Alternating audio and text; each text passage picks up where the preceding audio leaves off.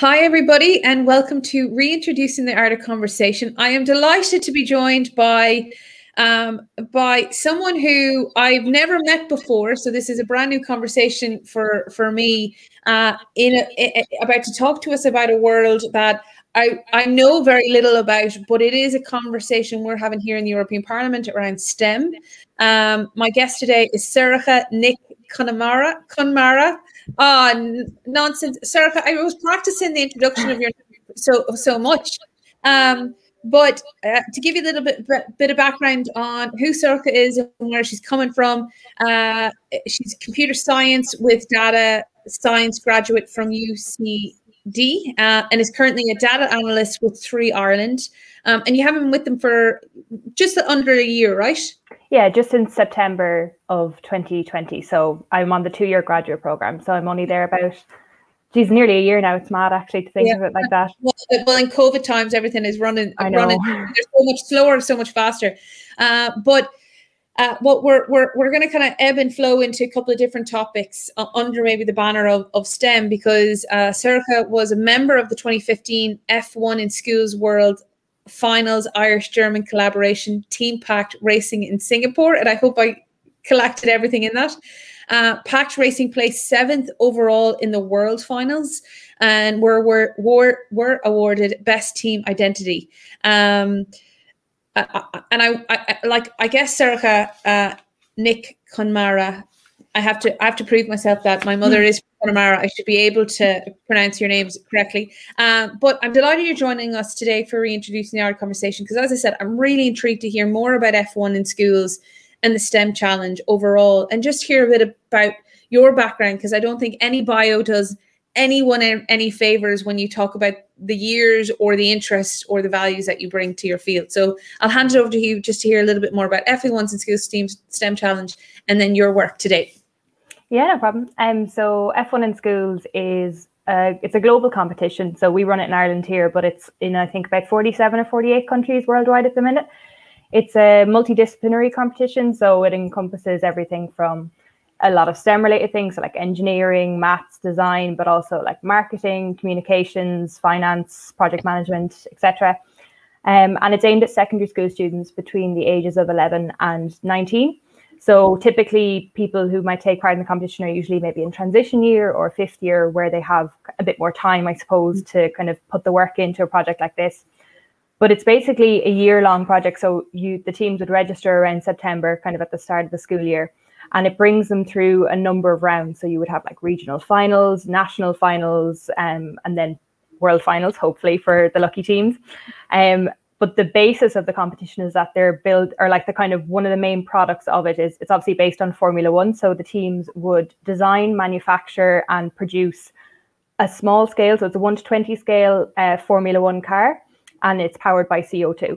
So they're involved in every stage of the competition, from the initial kind of design and renderings and refinements, testing, manufacturing, 3D modeling, everything like that. Amazing. That's amazing. Like, that's for me. Was the world of STEM? Was this world really of interest to you from a young age? I would have had a bit of interest in it, but I suppose until you're kind of given an opportunity to actually try a STEM challenge, or a lot of the times it's TY before students get the chance to even experiment with things, because they might do things, BT Young Scientist or SciFest, or they might maybe work with a Coder Dojo or do various like robotics modules depending on the school. But for me anyways, I don't think I had really the opportunity to actually see if I was interested in it until transition year. And then we heard about this competition, and a few teams from our school had participated in it previously. And we kind of thought, that sounds really cool. I want to try that. And then from there, it just kind of steamrolled. And I kind of went, okay, I really have an interest in this. Why not pursue a career in STEM related subjects? And can I ask, super nosy question, is anybody of your family in STEM? No, actually not directly. My family is predominantly, I would say 90% like teachers, educators, principals. So no one really, like, not really actually, when I think even extended family. So unless it's kind of, I think for a lot of them, unless you're given the opportunity to see if you're interested in it, you don't know, because apart from maybe like maths or physics and stuff in school, sometimes you can be very confined and it's like you're learning the theory of it and you're thinking, oh, this is kind of boring, or where am I going to apply this? Whereas if they actually get to use what they're learning outside of the classroom, a lot of people soon realize that, oh, okay, I don't actually not enjoy maths. I just maybe don't enjoy it the way it's taught or how I'm learning it for an exam. And excuse my ignorance for even asking that question, because I was like, it really, when we do Q&As here in the office, you know, be it Blue Schools program, which is the primary schools talking about the impact European Union has on our countries and vice versa.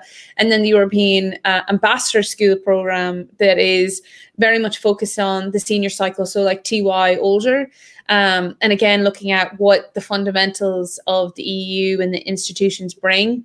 It is in many ways, you know, down to a teacher or a school that might offer a certain, or like a certain subject, or a teacher who is a little bit more nosy or au fait or interested in him or herself to expand STEM, unless you grew up in a household. So that's why I wanted to ask that question. And like stemming from that, Sorcha, do you think, or why do you think there is such a disconnect between women and STEM, and like perhaps what's the biggest challenges and opportunities for young women and girls getting into STEM? Or is this what I'm just reading in a very dense report in the European Parliament and you're like, there's no issue, it's just fake news? Well, like what I would say is I wouldn't be so quick as to kind of immediately say that there are issues, because there are so many initiatives and groups and stuff that in the last few years have really put in so much work to encourage anyone from, say, primary school age up to secondary school and in college.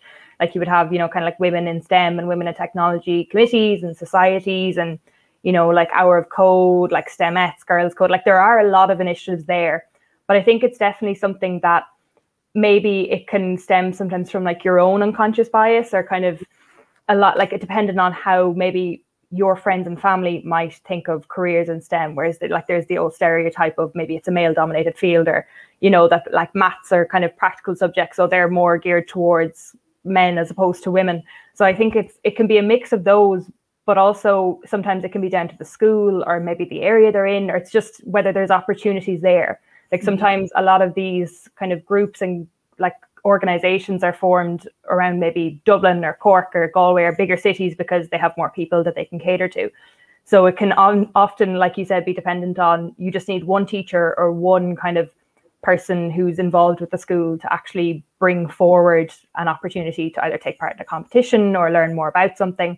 Like I know there has been the introduction of computer science as an option, I think, for Leaving Cert, and there is like a kind of a syllabus and some textbooks and things. But I think that's still down to the school whether they want to pick it up or not.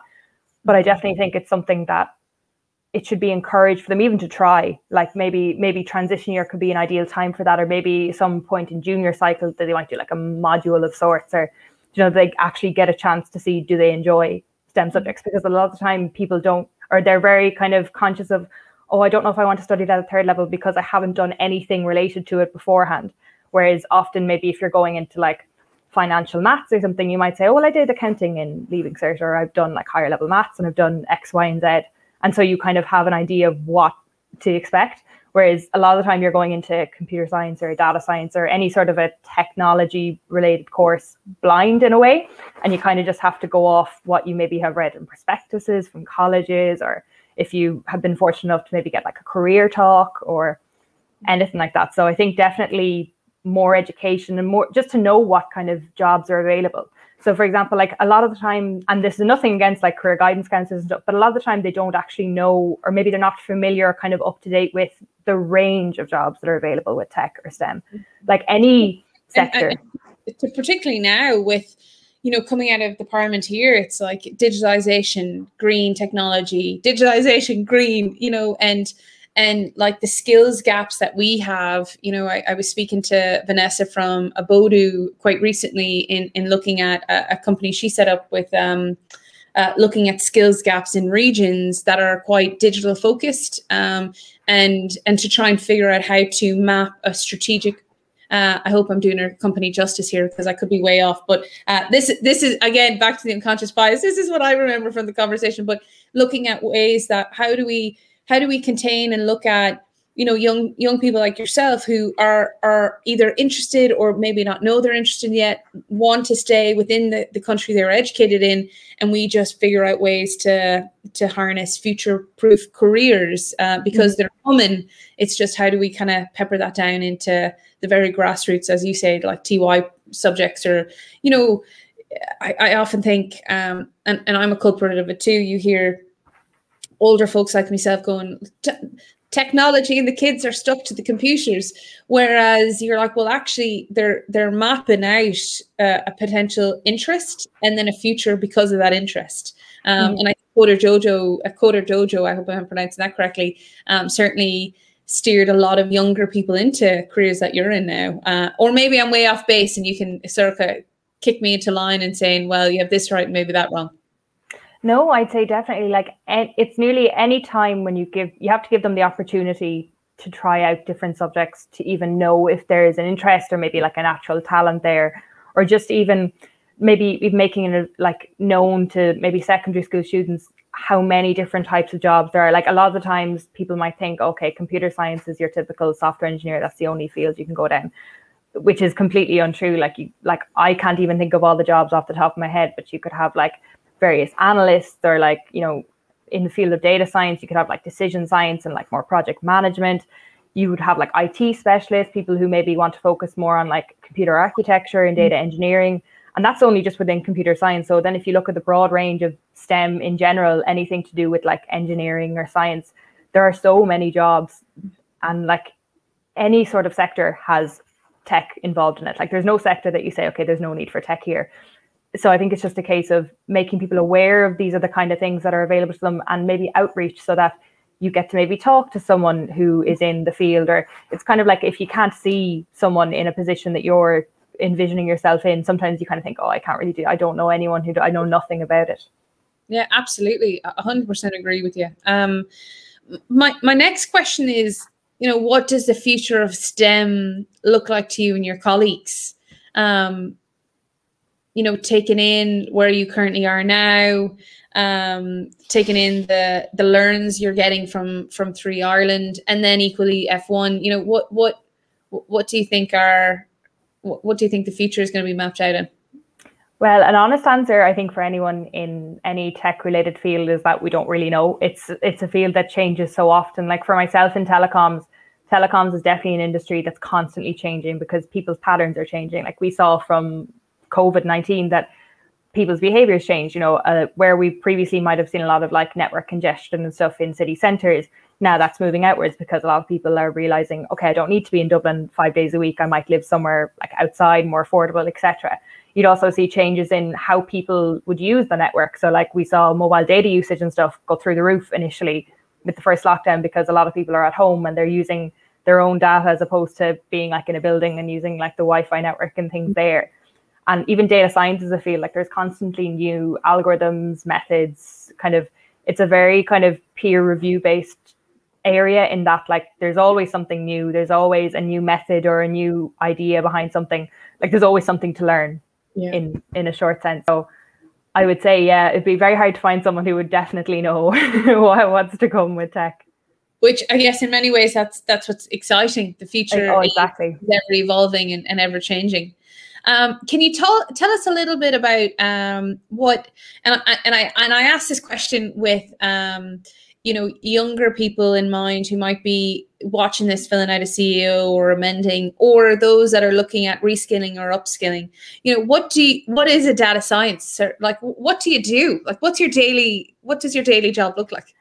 So a lot of my job would be kind of within data science. There's a lot of kind of various different areas, and I'm lucky that on the grad program I'm kind of exposed to a lot of them as opposed to being like tied down to maybe a niche area, which is fine if that's what you're interested in. But for now, I like to try out different things. But you could have anything from like some data like analysis, and analysis is even very broad in that, like, for example, you could be working with a company looking at maybe customer analysis, and you might be looking at like maybe like spending patterns or customer behaviors, and then through that you understand more about the customer, and maybe then you would link in with a marketing team and you can kind of say, okay, well, I'm noticing these trends and behaviors, i.e. like maybe this is the best way to target these people, or this is how our customers are behaving, so we should be kind of adapting how we contact them to suit them.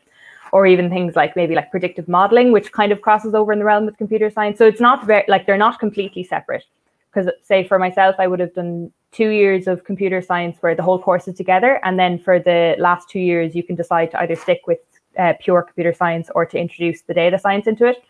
So I think it would be a lot more focused on kind of analytics and like maybe visualization, or, you know, you'd be creating like dashboards, and it's being very inquisitive, like with the data. Like a lot of your work is involved in kind of the stuff that people don't like to talk about, you know, like the mess, like data is messy, you know, like cleaning data and preparing it. But once you have that done, like when you actually have data that you can use, it's how can I use this? How can I extract as much information as I can from this to help the company, to help the customer, etc.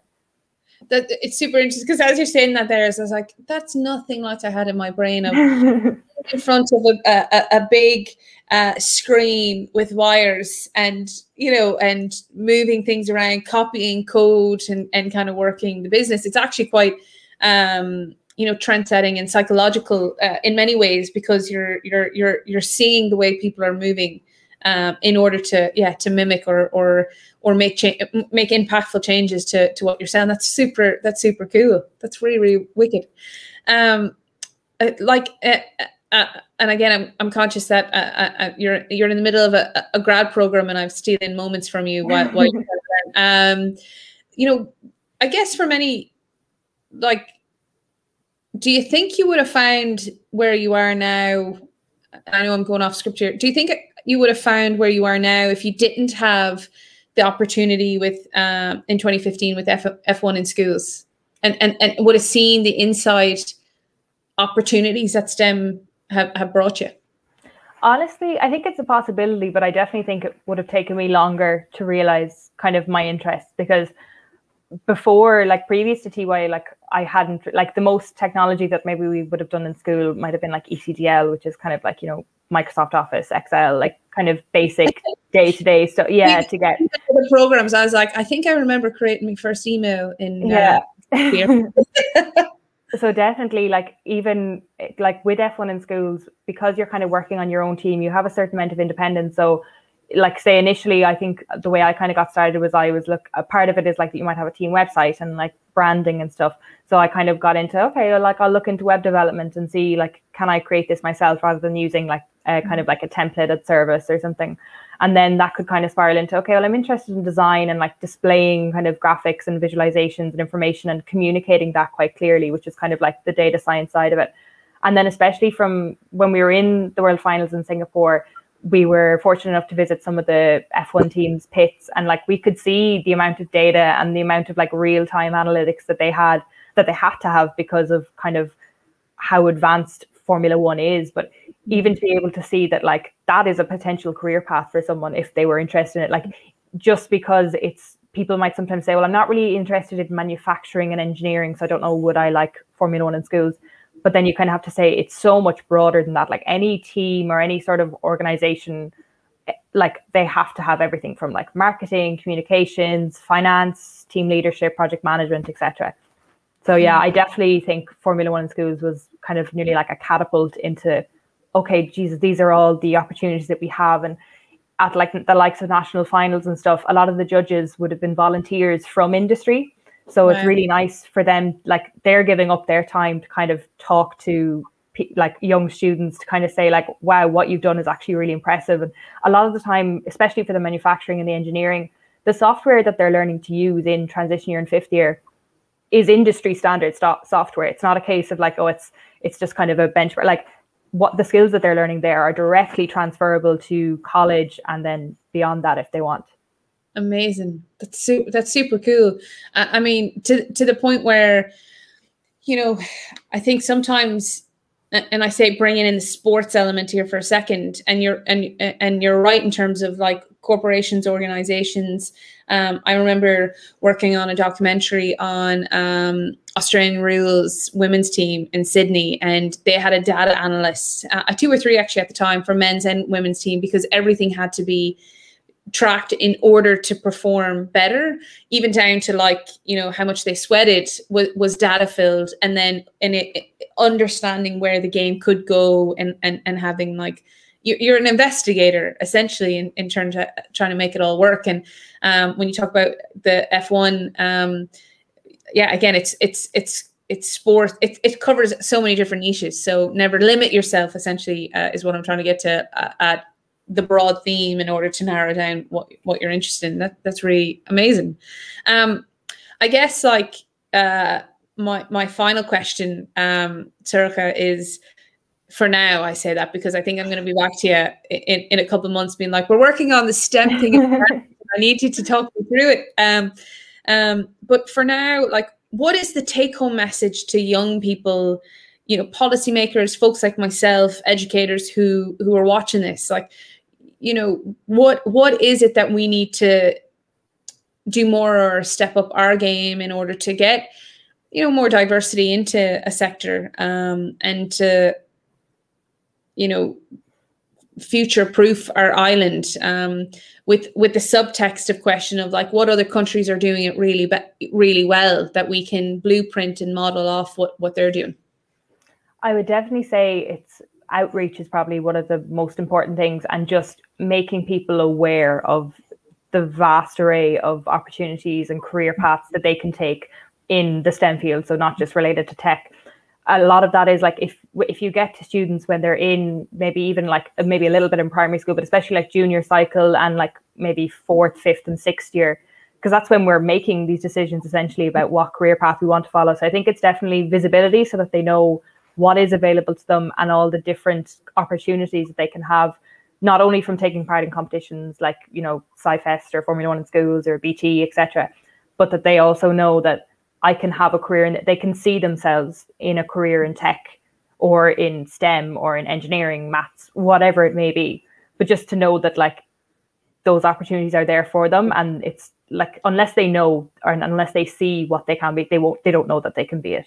Yeah, for sure. And then, as you said earlier, like it's growing. It's hard to know where it will go, but it is growing.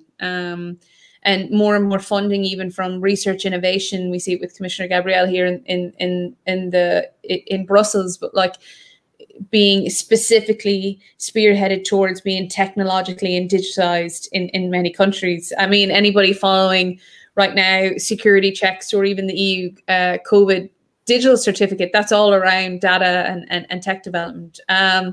I'm so fortunate, Sorcha, that you gifted us your time, and I hope it wasn't too grueling for you. Is there any other takeaways that you want folks to know about? You know, the Three Ireland program, going to UCD, anything specific that you're like, right, these are the two things that folks watching this, be it businesses or young people, that they definitely need to do? Because a shout out to businesses too who are exploring data or offer traineeships and apprenticeships, and maybe to connect with the local school to make sure TY has an avenue into the business, because essentially you're paving the way for future folks like you, Sorcha. I would definitely say to kind of get involved in any way if you can. If you even have an inkling that you might be interested in something, try and attend maybe the local Coder Dojo or the like whatever organization or local meetup that there is. I would say if you're interested in like a STEM related subject or like a course more, say like at 3rd level, if you're not sure about it, like if you were to even reach out to the colleges, because there's so many societies and stuff that like their whole kind of mission is to encourage more diversity in like STEM subjects. For example, like in UCD, there could be like women in computer science, or there's like women in technology. Like there's various different groups of people that are so eager to get people in the door. So I say I wouldn't be afraid to kind of reach out to people, or if you were maybe in 3rd level and interested in careers and you're thinking I might like a career maybe in data science, like reach out. A lot of people, like they're very willing to talk to you about it or to help out. So whether that's maybe on like LinkedIn or something, or like I always say there's no harm in sending someone a message and saying like, hey, can we have a quick chat about this? I'm really interested about this field. I'd love to know more. Yeah, for sure. You know, for sure. I think from an Irish perspective too, we're pretty rad at offering that cup of tea or coffee to somebody who is just trying to pave their own way, versus, you know, for others who, like myself, who had to navigate a few different tricks and tips to find out where my purpose can be met. Sorcha Nic Conmara. I hope I'm pronouncing that correctly, because my my mother, as a Connemara woman, won't be feeding me anytime soon. But Sorcha, thanks very much for your time. I'm so grateful for it. And everybody check out everything we've talked about, particularly women in STEM. A hell of a lot more being developed, and it's great. It's great to hear it from a young woman yourself working in the field. So thank you, Sorcha. Thanks a million, Maria.